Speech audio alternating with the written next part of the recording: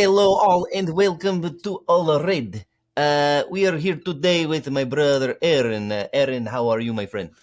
Hello, Sham. I'm fine. I love football, but I love all red. Yes, and we love Liverpool the most. That is why we are here, because this is the channel that is all Liverpool. All the time, it's all red. Please hit that like button and subscribe and join the over 10,000 subscribers that we have now, which is just massively incredible. But today, Aaron, for the first time in what feels like forever, we get to preview a match for Liverpool. Finally, it's been too long. We were just chatting about how the international breaks must be destroyed. These are way too long and way too frequent. So perhaps someday we will figure out how to do that. But for now, we get to preview the top of the Premier League table versus the bottom of the Premier League table. And Aaron, I'm just going to open it up to you. In general, how are you feeling about this match? Do you know what? I hope we don't come back. You know, we've been away from each other for 2 weeks. I know. The concern is we come back slightly disjointed. We had a bit of momentum, before the international break. The concern is that listen, I can see another poor first half on the horizon, but then I think it maybe takes 45 minutes for Arneslot to be able to kick his team into gear. Yeah. I'd like to think it's a win. Probably not as comfortable as I'd like. I think we'll struggle, but we'll win. We'll get over the line, and it'll be, we won't do the score prediction yet, Sam, but I think we'll have a struggle in the first 45 and then start playing great football in the second half. Yeah, it's a tough one. Southampton's probably the team we want to see after the international break. They are just awful this season. 4 points after 11 matches. They have, conceded. They haven't conceded the most, but they have the worst goal difference in the Premier League, and they're coming up against the Liverpool team that has done quite the opposite. So Southampton are in trouble. They are already in trouble, and are looking like they're going to be a relegation team. But I just have this feeling, Aaron, and I can't really pick out specific performances in the past couple of years, but Liverpool historically have come into games like this and struggled. They have. Mm-hmm.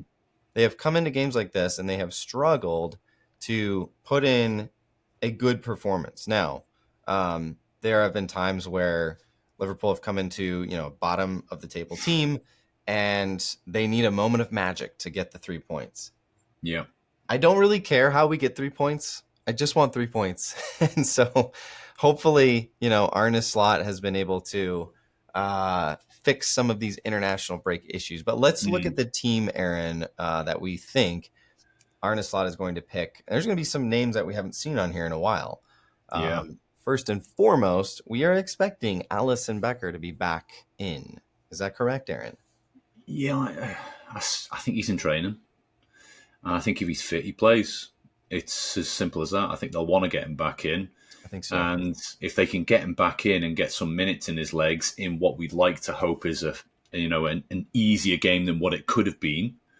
If Southampton do have a lot of the ball, which they do like to play football, but don't necessarily create a lot, that could be the right game for Alisson to come back in and just get a bit of match fitness. Yeah. They train the keepers pretty hard and things like that, Sam. So I'm sure he's ready to go. If he's fit, he'll play, I would imagine. If he's fit, he kind of has to. Otherwise, he is Alisson Becker. So I guess you could say, well, no, you could just throw him in to the Manchester City match after, not seeing action for a month and a half. But I think it's less about Alisson. It's more about the rest of the team. Alisson went in.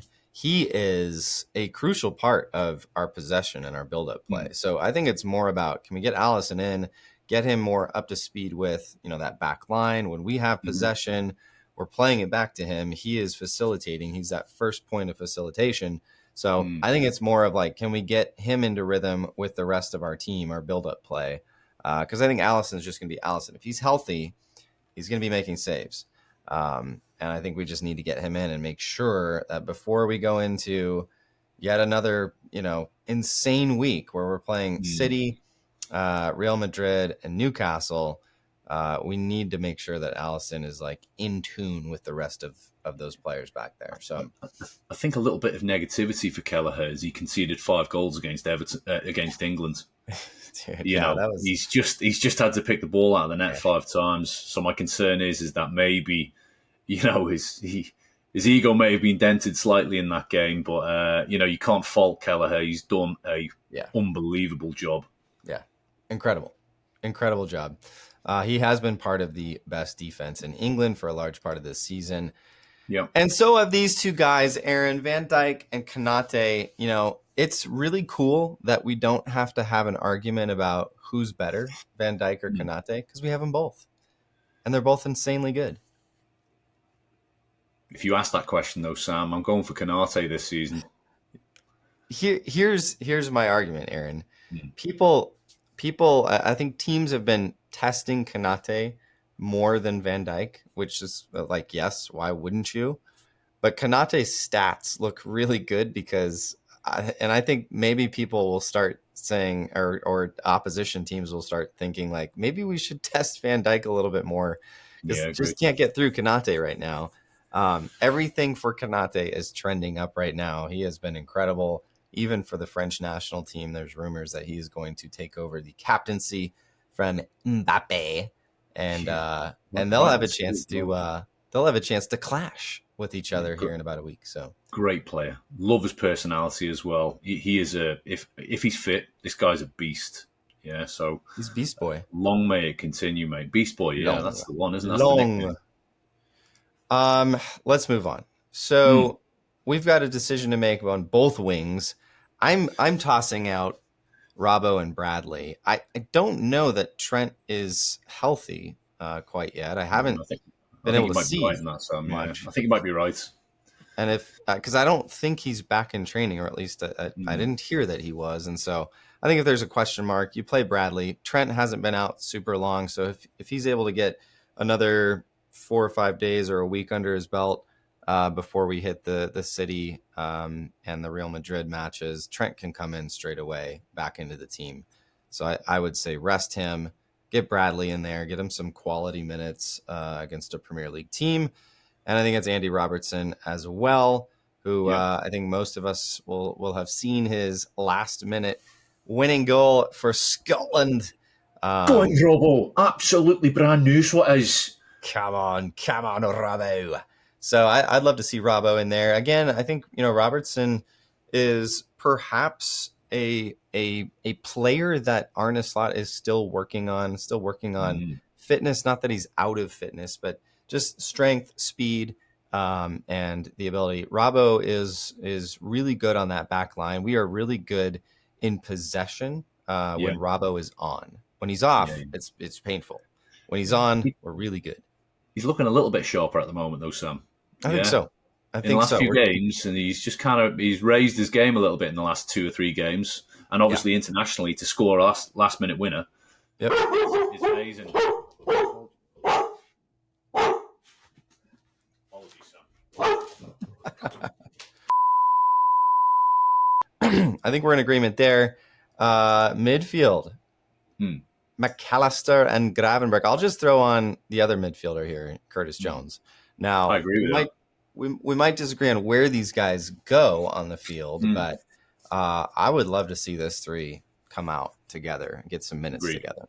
Yeah, totally agree, mate. I think. Do you think McAllister plays in that 10, or do you think Jones is the 10? I think Jones has been looking a bit of a box-to-box midfielder at the moment. I think so too. He is. He's got that little bit of arriving at the edge of the box at the last minute thing. He loves getting in there. He loves getting in there. So I don't know. I think he might play.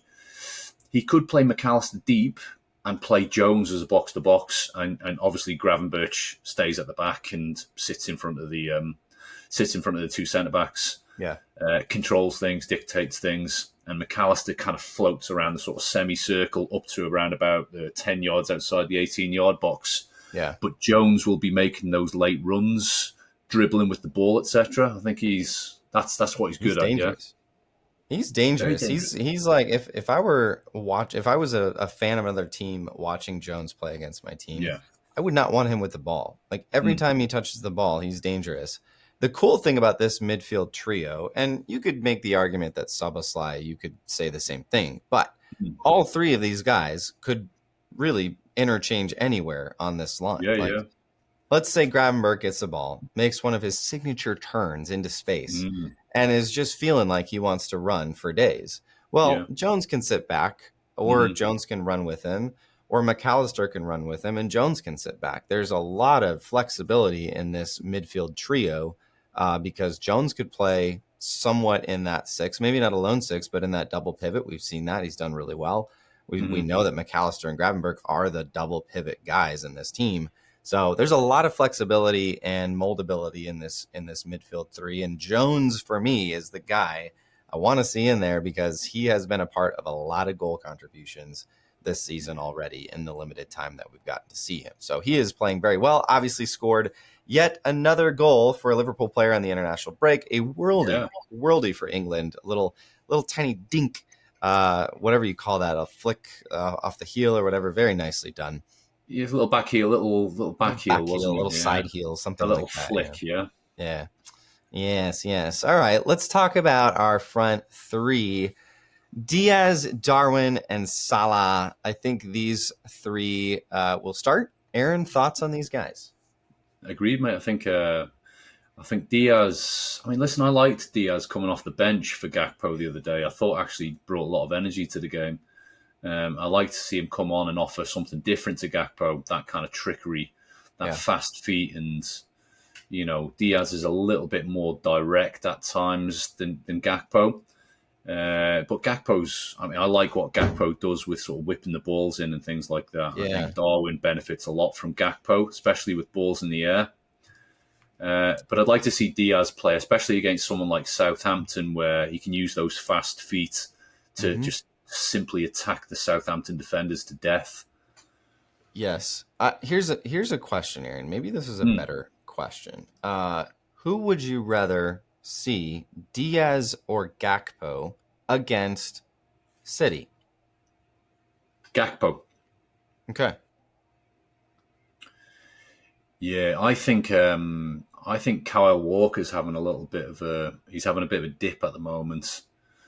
I think Diaz played Man City last time and ran Kyle Walker ragged. He ran in and out of Kyle Walker ragged.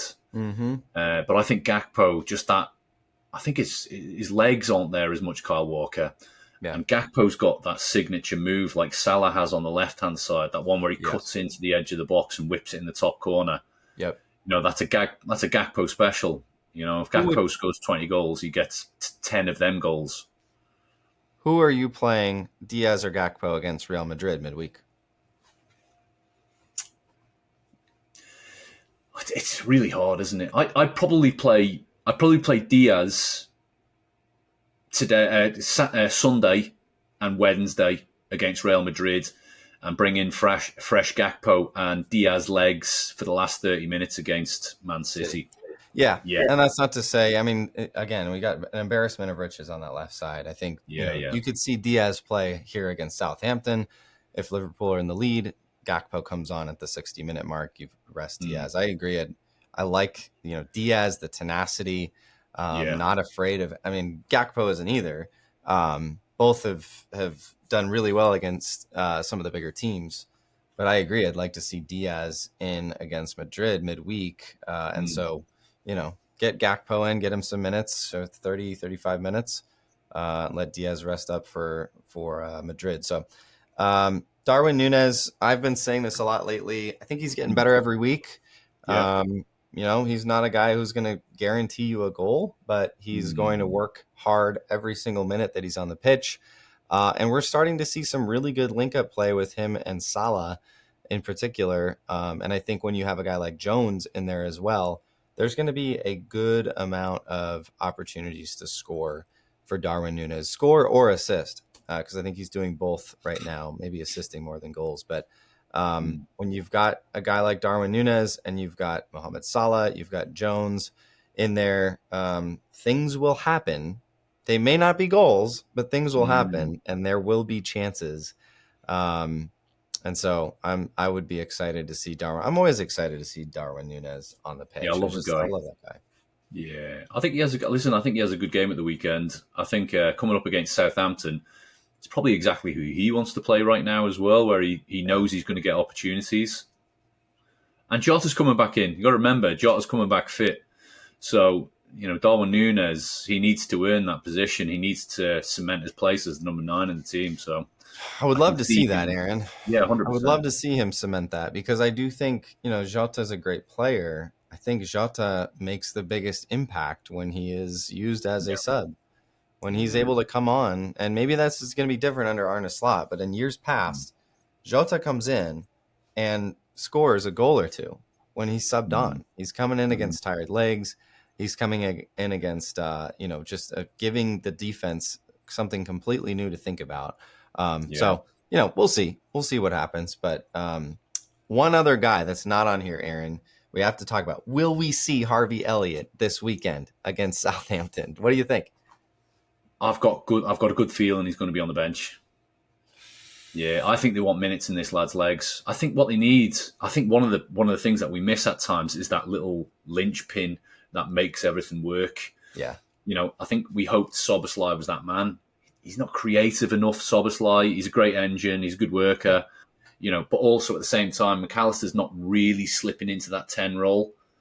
Imagine having Elliott back and sitting him, just bringing him on for 20, 30 minutes and just giving him that little free role, just sitting behind the forwards. I mean, you could literally see the best of Harvey Elliott in these upcoming fixtures.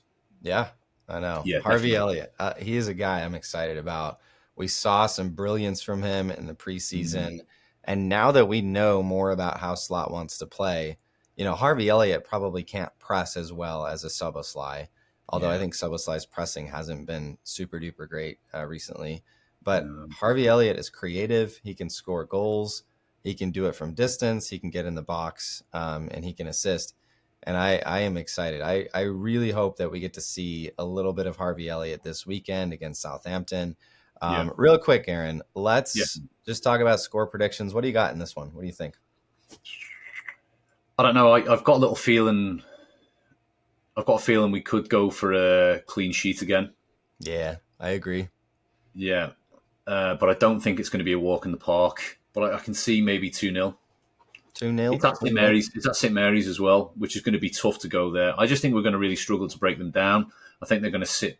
They're going to sit back a little bit, try and build up slowly because they like to play out from the back as well, Southampton. So they're going to try and dictate play a little bit, but I don't believe they should have enough to get past what we can put in front of our goal area. Our defence is monstrous on its day. Yeah. I just don't think Southampton should be capable of breaking that down.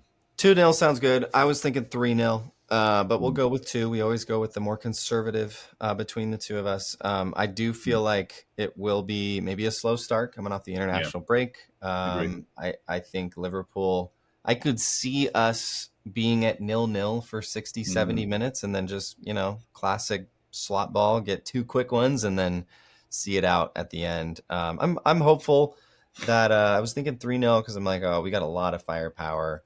If we're on, even if we're only on in the second half. But Aaron, you got to remember what we've just done before that international break to the likes of Leverkusen. We are trending in the right direction. And I spoke about this on a video 2 days ago where I think we're going to see less of the second half FC and more of a complete game. Because even in that first half against Leverkusen, I thought we were good. We weren't threatening as much, but we came out and absolutely obliterated in that second half. If we're able to get to halftime in this one, 0-0 or 1-0 in the lead, I don't see us completely just possessing for 45 minutes. I expect to see players want to get some goals. So we'll go 2-0 here. As always, Aaron, we are hoping for a Liverpool 3 points. Anything less would be disappointing. We are currently 5 points clear at the top of the Premier League. And by the way, Manchester City and Arsenal, even though those are not the second and third place teams, Manchester City is, but Arsenal is now farther down the peg. They've got some tough matchups this weekend as well. We could see some more dropped points where Manchester City have to face Tottenham. Arsenal have to go up against the European giants of Nottingham Forest. Yeah, they're bogey team. Man City's bogey team. Tottenham Hotspurs. Yeah. You know, they don't win very often against Spurs, and you know Spurs needs to bounce back after a poor result as well. So they'll be desperate. Both teams will be desperate. Yeah, Forest as well. I mean, listen, Forest are floating in the top 6 places there. You know, and they've got one of the meanest defenses in the league at the moment. You know, so they're no pushovers, and especially Arsenal, if their mentality is not, if it's not bang on, and they're not they're not up for the fight at the moment. You can tell that they've struggled in 4 games in a row. Yeah, but Forest can take them to the cleaners on their day. Yep. Forest can get the job done, and they'll be wanting to prove themselves. They are currently sitting level with Arsenal and Chelsea and Brighton at 19 points, and they'll come in wanting to prove a point that they're not just a flash in the pan. So some dangerous matchups for the rest of that top 5, top 6, and obviously any match in the Premier League can be dangerous on any day. But you're hoping for a Liverpool win. Let us know what you think in the comments. As always, up the Reds. Yeah, of course.